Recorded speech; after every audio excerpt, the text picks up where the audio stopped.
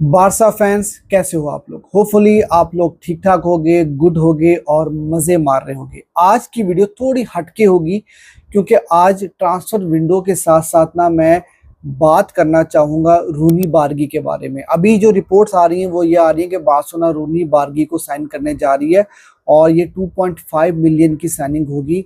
और बहुत सारे बारसा फैंस को इस बारे में नहीं पता कि रूनी बारगी हैं कौन और बारसा उनको क्यों साइन करने जा रही है। और मैं आपको ये बताता चलूं कि 2.5 मिलियन में रूनी बारगी की signing may be steel of the decade हो सकती है बार्सिलोना के लिए, क्योंकि वो इतना बड़ा प्रोस्पेक्ट बारसा के लिए हो सकते हैं। बहुत सारे फैंस उनके बारे में जानते भी हैं, लेकिन उसकी हिस्ट्री क्या है, क्यों बार्सिलोना उनको साइन कर रही है, तो उसके ऊपर हम डिटेल में बात करेंगे। और उसके साथ साथ आंसू फती के बारे में, निको विलियम्स के बारे में और बाकी की जो बारसा की अपडेट्स हैं वो भी आपको आज की वीडियो में मिलेगी। लेकिन रूनी बारगी जो है वो बेसिकली आज पूरी वीडियो का फोकस होंगे और आज आपको मैं उनके बारे में सारी डिटेल्स बताऊंगा। लेकिन यार वीडियो स्टार्ट करने से पहले हमेशा की तरह आपसे यही रिक्वेस्ट रहेगी कि यार वीडियो को लाइक ज़रूर कर देना और चैनल अगर अभी तक आपने सब्सक्राइब नहीं किया तो मेरे चैनल को सब्सक्राइब करना ना भूलना, ताकि आपको बारसा की जितनी भी अपडेट्स हैं वो रूटीन में मिलती रहें। तो भाइयों आपको बताता हूँ कि रूनी बारगी कौन है। देखो यार 2.5 मिलियन में बार्सिलोना ये साइनिंग करने जा रही है और ये बारगेन है, बहुत बड़ी बारगेन बार्सिलोना करने जा रही है। जितना पोटेंशियल उस प्लेयर के अंदर है, जितना टैलेंट उस प्लेयर के अंदर है, 2.5 मिलियन में बार्सिलोना समझो कि मुफ्त के अंदर ये साइनिंग कर रही है। और मजे की बात यह है कि कोई यूरोप का दूसरा क्लब जो है वो इस प्लेयर को नहीं देख रहा और कोपेनहेगन जहां से बार्सिलोना उनको साइन करने जा रही है वो बड़े आराम से 2.5 मिलियन यूरोज में बार्सिलोना को रूनी बारगी सेल कर रहे हैं।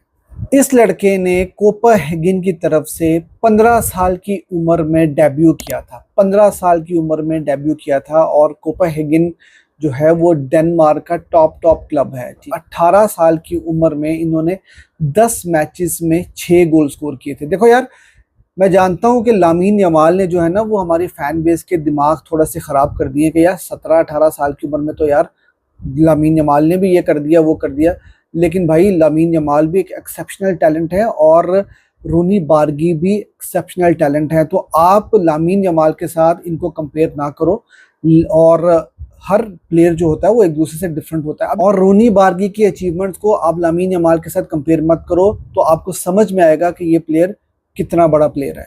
और शायद बहुत सारे लोगों को याद भी होगा कि मैनचेस्टर यूनाइटेड के अगेंस्ट इन्होंने विनर स्कोर किया था चैंपियंस लीग में और उस विनर की वजह से यूनाइटेड जो है वो चैंपियंस लीग से बाहर हो गई थी। तो यार इस प्लेयर में बहुत ज़्यादा पोटेंशियल है। और फिर उसके बाद इनको एसीएल इंजरी हो जाती है और एसीएल इंजरी के बाद अभी कुछ अर्सा पहले ही ये दोबारा से वापस आए हैं और एसीएल से रिकवर कर रहे हैं।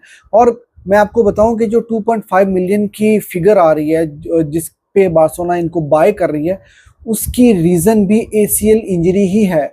क्योंकि एसीएल इंजरी के बाद से जो यूरोप के क्लब्स हैं उन्होंने इनको फॉलो करना छोड़ दिया, लेकिन बार्सिलोना आई थिंक 2023 से इनको फॉलो कर रही थी और ये डाई हार्ड बार्सिलोना फैन है।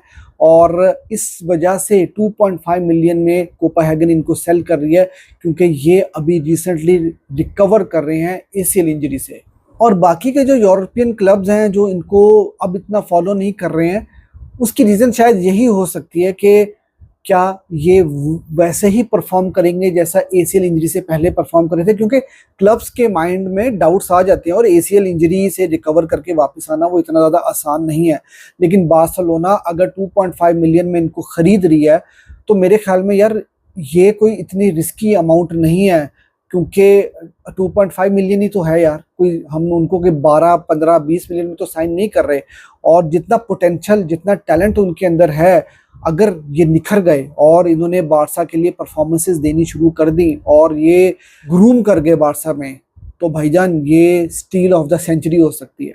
और मैं आपको ये भी बताता चलूँ कि जब इन्होंने डेब्यू किया था 15 साल की उम्र में तो यूरोप के क्लब पागल हो गए थे इनके पीछे और मैनचेस्टर सिटी जो है वो इनको साइन करने के लिए भाग रही थी उस टाइम के ऊपर। और इनकी जो वैल्यू बन रही थी ना वो अराउंड 60 to 70 मिलियन बननी थी उस टाइम के ऊपर। इतना टैलेंट उनके अंदर है। तो सिर्फ ये ACL इंजरी का जो प्रॉब्लम उनको आया है, जिसकी वजह से इनकी मार्केट वैल्यू एकदम से डाउन हुई है और बार्सिलोना ने उसको कैश करने की कोशिश की है। अब कुछ हुआ यूं था कि जो उनका कॉन्ट्रैक्ट था ना, बेसिकली वो इस दिसंबर 2025 में एक्सपायर होने जा रहा है। और कोपेनहेगन आपको पता है कि फिर उनको कुछ ना कुछ तो पैसे कमाने हैं, तो 2.5 मिलियन में जो है वो बार्सिलोना को बेचने को तैयार होगी। वरना अगर दिसंबर में बार्सा उनको अप्रोच करने जाएगी तो फ्री के अंदर भी उनको साइन कर सकती है। तो वही बात है कि पिछले 10 महीने से वो फुटबॉल पिच पे ज़्यादा एक्टिव नहीं थे ACL इंजरी की वजह से, और यही वो रीज़न है जिसकी वजह से जो है वो कहीं ना कहीं बार्सा को इतने सस्ते में मिल रहे हैं। देखो, जो प्लेयर टैलेंटेड होते हैं ना, वो इंजरीज से रिकवर कर जाते हैं और उनका टैलेंट तो उनमें से ख़त्म नहीं होता। तो बार्सा ने वही पोटेंशियल देखा। अभी अगर आपको मैं बताऊं तो विर्ट्स जो हैं, विर्ट्स वो 2 दफ़ा बैक टू बैक इंजरीज से, ACL इंजरी से वापस आए हैं। ठीक है, तो ऐसी एग्जांपल्स हमारे सामने हैं जो ACL से रिकवर करके आए हैं और बहुत अच्छा परफॉर्म किया। और बार्सिलोना में ही आप देख लो यार, अभी रिसेंटली गावी का प्रॉब्लम हुआ था, अभी बर्नाल का एक प्रॉब्लम हुआ था, और बर्नाल जो है वो भी रिकवर कर रहे हैं, लेकिन वो भी बहुत यंग है। तो बार्सा उनके ऊपर भी जो है एक उम्मीद लगाकर बैठी है कि वो उसी तरह से परफॉर्म करेंगे। तो हमने कई ऐसे प्लेयर्स देखे हैं जो ACL के बाद भी बहुत अच्छा परफॉर्म कर रहे होते हैं। और वही बात है कि टैलेंट जिस प्लेयर में होता है वो टैलेंट कभी ख़त्म तो नहीं होता। तो बार्सा को उनको की फिजिकल कंडीशन के ऊपर थोड़ा काम करना पड़ेगा। और आपको पता है कि बार्सा के पास ला मासिया है, और ला मासिया में तो हम वैसे बहुत अच्छी प्रोडक्ट्स निकालते भी हैं। वहाँ पर हमारी जो कोचिंग वगैरह होती है वो भी बहुत अच्छे तरीके के साथ होती है। और बार्सिलोना बेसिकली इनको कुछ इस तरह से यूज़ करेगी कि बार्सा एथलेटिक में इनको खिलाया जाएगा, और साथ ही साथ फर्स्ट टीम में भी बार्सिलोना इनको जगह देगी जब भी उनको मौका मिलेगा। और दूसरी जो इम्पोर्टेंट चीज़ है वो ये है कि बार्सिलोना प्री सीजन में भी इनको अपने साथ रखना चाहती है, और हो सकता है कि बार्सा की जो मेन टीम है उसके साथ ये प्री सीजन भी करें। क्योंकि देखो, कहीं ना कहीं आगे चल के जो है ये लामीन यमाल का बैकअप भी हो सकते हैं। और मैं ये समझता हूँ कि जिस तरह का टैलेंट उनके अंदर है वो आपके मेन प्लेयर भी बन सकते हैं। विंग पोजीशन के ऊपर ये खेलते हैं, और उसके अलावा इनकी जो है गोल स्कोरिंग एबिलिटी है वो बहुत अच्छी है। प्ले मेकिंग ये बहुत अच्छी करते हैं, उसके अलावा ड्रिबल ये बहुत अच्छा करते हैं। तो टैलेंट बहुत है, कूट कूट के टैलेंट इनके अंदर भरा हुआ है, और ये बार्सिलोना के लिए फ्यूचर के लिए बहुत बड़ी साइनिंग हो सकती है।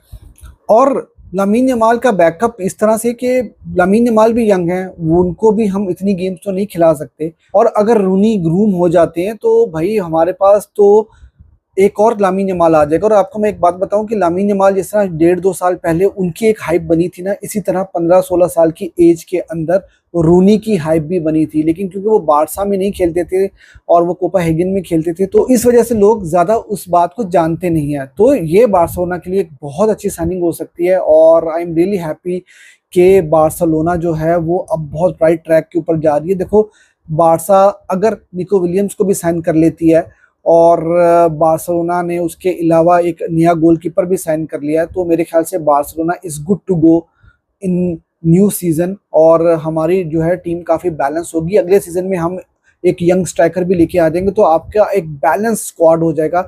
और आपका बैलेंस स्क्वाड में जो सबसे ज़्यादा इंपॉर्टेंट चीज़ होती है ना, वो होता है आपका बैकअप। बैकअप जब आप बना लेते हो तो फिर आपकी टीम जो है ना वो फिर उसको बीट करना बहुत मुश्किल होता है। और बार्सा का हमेशा ये प्रॉब्लम रहा है कि इवन की जो प्राइम बार्सिलोना थी, जो पेप गार्डियोला की बार्सिलोना थी, वहाँ पर भी बार्सा प्रॉब्लम्स थी। वो ये थी कि बार्सा के पास अच्छा बैकअप नहीं था। कोई बड़ा प्लेयर इंजर्ड हो जाता था तो उसकी रिप्लेसमेंट हमारे पास नहीं होती थी। तो बार्सिलोना इज़ डूइंग वेल, और अभी जो इनकी साइनिंग का क्रेडिट है वो डेको को जा रहा है। और कहा जा रहा है कि डेको जो है वो उन्होंने इस प्लेयर के ऊपर नज़र रखी थी। तो बेसिकली डेको के आने से पहले ही बार्सिलोना ने इनको स्काउट कर रखा था।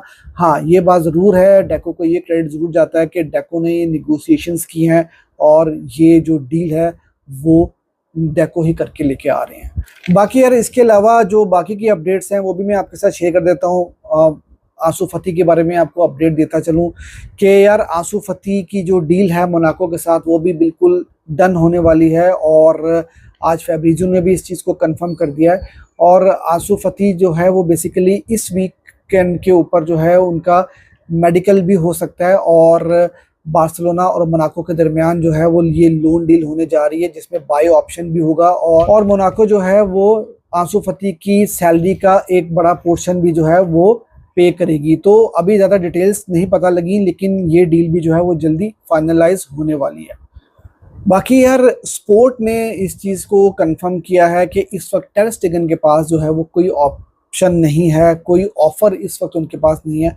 अभी रिसेंटली ये बहुत सारी न्यूज़ आ रही थी कि गैलातासराय उनको साइन करना चाह रही है, मिलान साइन करना चाह रही है, सऊदीया से ऑफर्स आ रही हैं, लेकिन फिलहाल स्पोर्ट ये कंफर्म कर रहा है कि इस वक्त टर स्टेगन के पास कोई ऑप्शन नहीं है।